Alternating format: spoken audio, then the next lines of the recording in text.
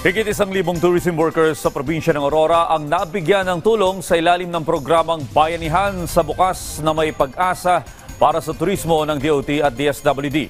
Ayon kay Pangulong Ferdinand R. Marcos Jr., tulong yan sa mga manggagawa sa sektor ng turismo na isa rin sa pinaka-apektado tuwing tumatama ang kalamidad. Si Rod Dagusad sa detalye.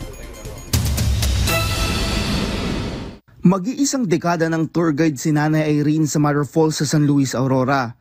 Aminado siya na hindi malakas ang kita ngayon dahil sa tag-ulan. Kaya malaking bagay ang natanggap niyang tulong pinansyal mula sa pamahalaan para sa tourism workers na apektuhan ng mga kalamidad. Gagamitin niya ang natanggap na ayuda para sa negosyo. Tulong hanap buhay po para sa amin. Magiging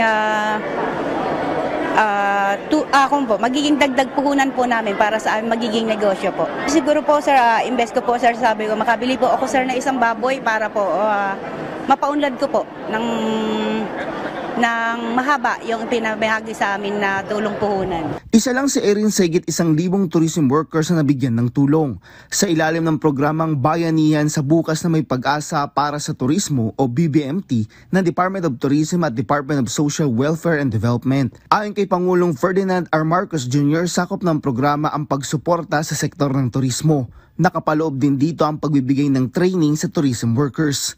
Magsasagawa ng training ang Department of Tourism para sa mga interesadong magkakaroon ng bagong kabuhayan. Kabilang dito, mga beads, mga artwork training, paggawa ng pastry, fun farm tour product development, tourist reception seminar, at iba pa.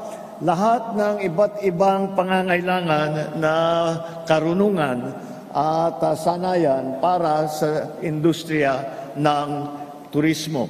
Para sa tour guide na si Gina, malaking tulong ang pagkakaroon ng training. Malaking tulong po yun pag nag-training po kami sa mga livelihood. Yun po, malaki po tulong po sa amin. Lalo na nga po, ngayong panahon na ito, bukas sarap po ang falls kasi pag minsan po malakas yung ulan.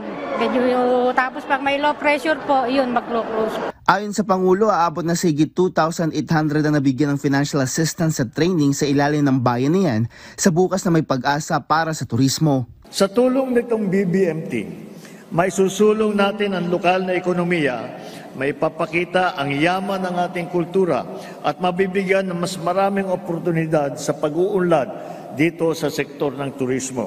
Anya, malaki ang ambag ng turismo pagdating sa gross domestic product na umabot na sa higit 8%. Kasama anya sa selling point ng bansa ay ang mismong hospitality ng mga Pilipino. Ang turismo hindi lamang tungkol sa pagdating ng mga bisita, kung hindi tungkol sa tao at sa kabuhayan.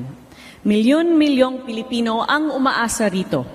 Kaya nararapat lamang na pahalagahan at alagaan na hindi lamang turista ang ating pinahahalagahan, kung hindi pati na rin ang manggagawang Pilipino na bumubuhay sa ating industriya. Ayon sa kalihim, layunin ng programa na mapalakas pa ang sektor ng turismo. Dahil sa benepisyong hatid ng turismo, iba't ibang komunidad sa bansa ang nakikinabang dito. Kaya ang patuloy na suporta sa sektor ng turismo ay pagsuporta sa milyong-milyong mga Pilipino na kabuhayan nito.